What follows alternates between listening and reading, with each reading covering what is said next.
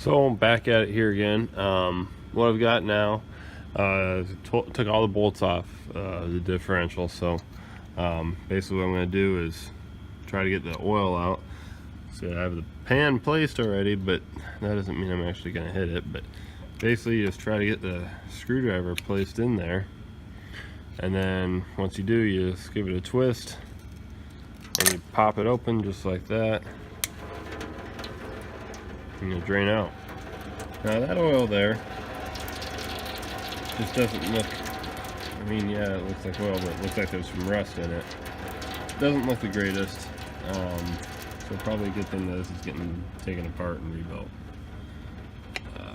Normally you gotta leave your screwdriver in there so that'll keep draining, but I'm gonna let this drain out. And I left one bolt on the top so I don't just have this explode everywhere, but somehow I'm actually doing a good job in catching it, so I got lucky there.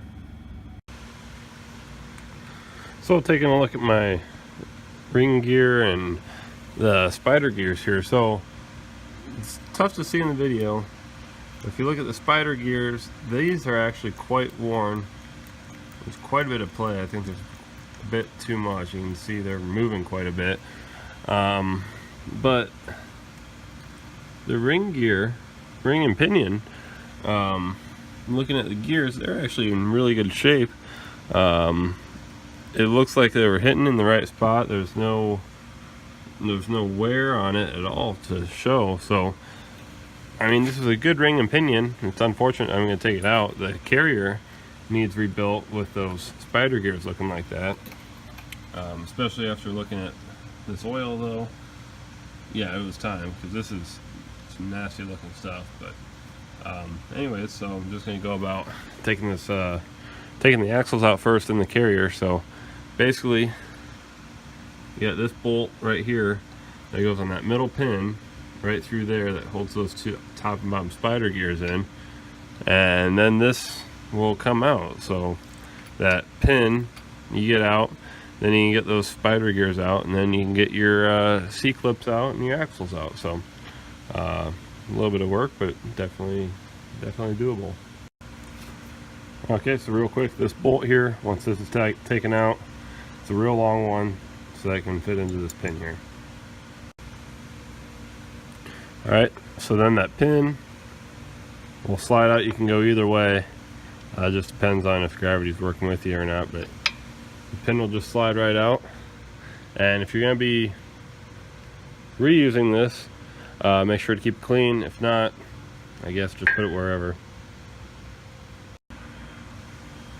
Once you got the pin out, I guess I already moved it so it's tough to see, but basically if you rotate it, the carrier there, you can pop your spider gear out, or pop them out, the top and bottom ones. So just by rotating the axle there, it should pop right out just like that. Okay, so I got my pin out and the spider gears out. Now the reason they call these the C-clip axles, because the only thing holding the axles in is a C-clip. So it's really tough to see right now. Basically, you come over here to the axle, and that pin in the middle has a dual purpose. It holds the spider gears, it also holds the axles in. So you push the axle in, okay, you see where it came in there, and then this C-clip, the one right there, will come off. Okay, so this clip right here goes right onto your axle there, and that's what holds it from going in and, well, out, and then what holds it from going in is that pin. So it's as easy as that to pull your axle out. Now I come out here and it's free. So do that on the other side, and then I have both axles out, and I can get the carrier out then. Okay, so one thing that you really need to look at here on these 12-volt axles, once you get your C-clips out, especially if you're going to be rebuilding your axle, you need to look at two things. You need to look at the race and the seal. So basically the bearing rides right on the axle here. So that's why you need to look at it to see if you need a new set of axles. So what you're looking for is any sort of pitting or gouging right here. And this one so far is looking pretty good, so I think I can reuse it. and the seal also. So you want basically no lip right there, because that's the seal that holds all your gear oil in. So you're going to want to replace that, obviously, but you need to check out both sides. And if one's bad, usually you can buy one axle, but at that point I think it's easier just to treat yourself and go and upgrade your axles. So have a look at both of them. Just look for any pitting, gouging, or any wearing out in general. And like I said, I think I'm going to get lucky here, and these are going to be good. So I'm going to get to reuse these axles just with the new carrier. So like I said, got lucky. Alright, so these spider gears, these inner and outer, the left and right ones, they'll actually act as the inner bearing for your axle. Let's see if I can pull this out here for you to show you how that works. But basically they just slide into place. Might take a little bit of convincing, but the other one popped right out for me. There's also this shim right on there. That's just for the correct spacement for the spider gears. Might not have been right, because with all that play in those spider gears, I think it needed a little bit more work. But basically, this surface right here, this is where the I guess this is the bearing on the carrier here. So this is what spins within the axle here. When if you're spinning your wheels, that's what spins. The gear oil is the lubricant for it. And I don't know, maybe this vehicle is run like this, but you can see there's obviously some wear on there. It looks like a little bit of burning. So these spider gears are getting kind of worn out. Maybe they got replaced and just not reset correctly at some point, but yeah, definitely worn out. Yeah, like I said, just needs a little bit of convincing here. This other one came out, no big deal. Just gotta pull on it square. What's happening is that the gear oil is actually acting as a seal, or as a sealant, holding it in place. So it might not pull out just right away real easy, but it does come out real smooth. So no need to get it out with big heavy tools. Just by hand you can pull those out. Alright, and so I'm not all sure what comes in the kit that I bought yet. So I'm just saving everything, I guess, and obviously I'm going to clean it all before I put it back in if I have to. But basically, I pulled out the big breaker bar because I thought this was going to be tough. They aren't actually that tight, but you pull these bolts out, and then you take these end caps off. They don't want to come off right away. You use a rubber mallet and try to hit them off. So when you pull these bolts out, just take a look at them on the shoulder there of the bolt. It's got a little bit of a thicker area, a little bit raised, to help make it tighter of a fit. So try not to lose those and confuse them with something else. Oh, there we go, that one just came free. Try to make sure you keep them so you can reuse them, or if you can't reuse them, if you want to replace them, buy the correct bolt forward instead of just your regular grade 8 bolt. Now when you take these caps off, if you're going to be reusing them again, like I said, be gentle with them. But if you take a look at these, that race in there, there's obvious sides. So on the one on this right side here, it's got this area cut out right there, and on that side's got that side cut out. Basically, the way I just took them off is it's got the larger diameter on the outside. So just keep that in mind. Keep track of that so that you know which side they came from, which side they need to go back onto, because there is a right way and a wrong way. Okay, so normally the way these are set up is that they are a press fit in. So it's not just set in there, it's actually squeezing out on the housing when you put it in. So what you do when you put it in is you have your bearings pressed onto your carrier here, and then you have the race here, and basically you just line it up and then hit it with your rubber mallet into place. That way it's a tight fit, squeezes out, and everything fits solid and tight, and it doesn't get loose that way. So once you got your caps off, basically the carrier should just pretty much just pop out. It'll be, I guess it'll take quite a bit of force at first, but once you get it past that point, like I said, where it's pressed in, it just pops out. So it takes a little bit, but it'll come. Alright, so once this pops out, it pops out. I took out my race and my shim there and tagged them already, but basically the carrier's right here. Here's your race and your shim. You don't want to lose that shim or drop it. From what I'm told, they will break if you drop them on the floor. So don't do that, I guess. Yeah, basically I'm just gonna tag them just in case I need them again. I'm thinking that I will need it, at least the shim or the shim thickness again.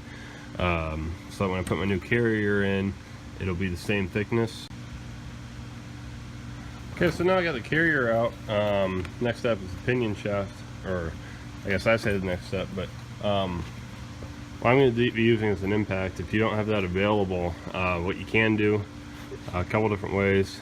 What I found and been successful with is using a pipe wrench on the yoke.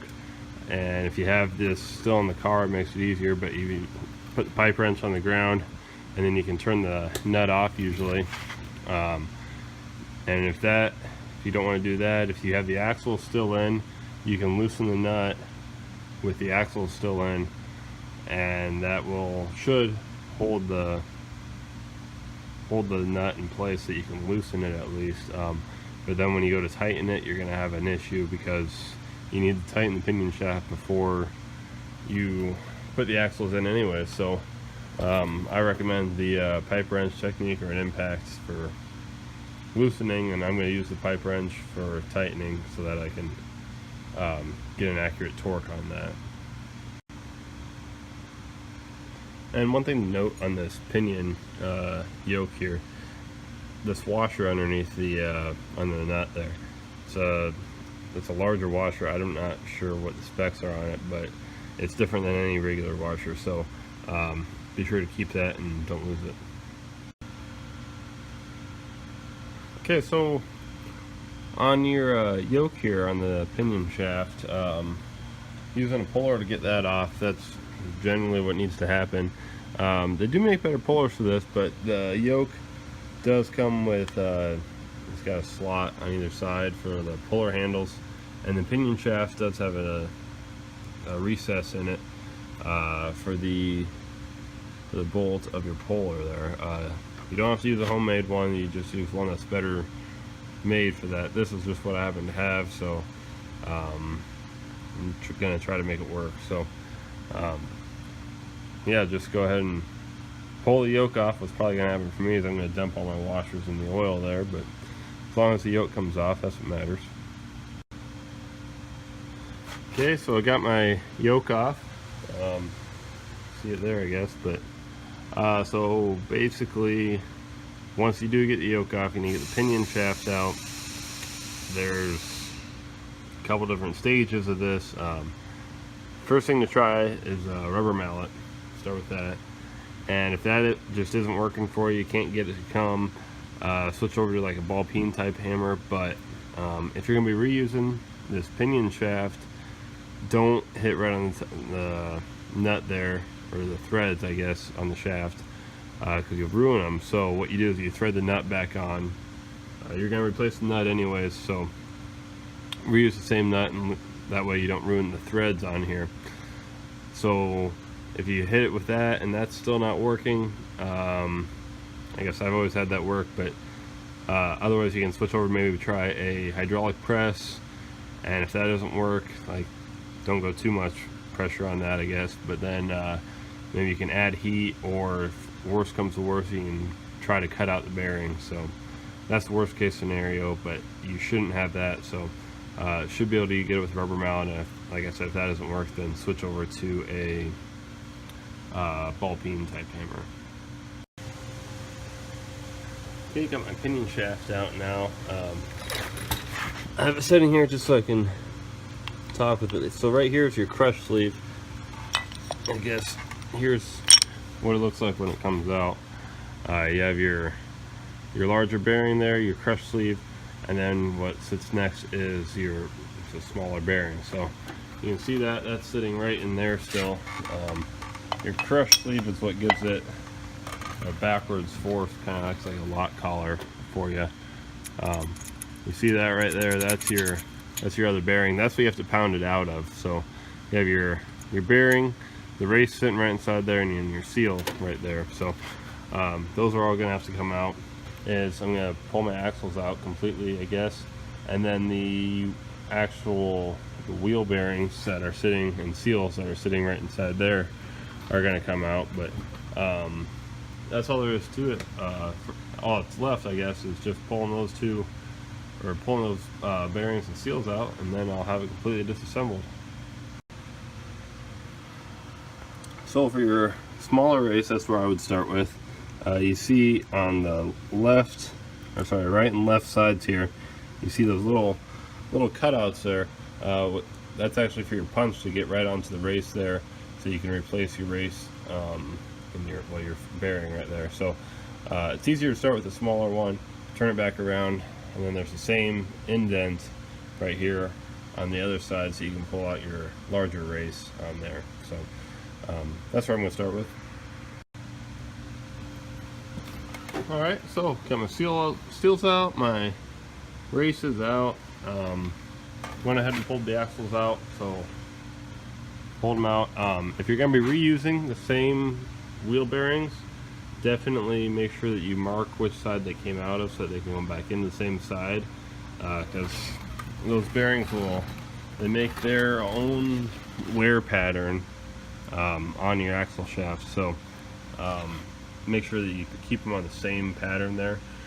Otherwise, if you're going to replace these bearings with new, that's fine, just go ahead and do that, and then it really doesn't matter which side they go on because they're the same length. So next thing is getting these out. So okay, so for these end wheel bearings, what I found, or what works good for me, especially if you have the carrier out here, is you come through with what I'm using right now is just a pry bar, straight pry bar, and you got to measure how long it is. You have to be able to go basically from the drum to the carrier to pound out these wheel bearings. And so I guess if you don't have the carrier out, you can go, there is a special tool. I've seen it and I've used it before, where you take a slide hammer, and it's got two forks. You come in here, you screw it together or unscrew it, however it works, and it'll hook on the outside of the bearing right here, and then you can use your slide hammer to pull your bearing out, and it works. It's not the greatest. So for this situation, since I have the carrier out, I'm just gonna pound these out from the inside, because I know that works, and I think it works a little bit better. So that's why I'm gonna do it.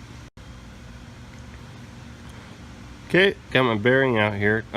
What actually made it a lot easier, I took my pry bar and I pried the seal out first.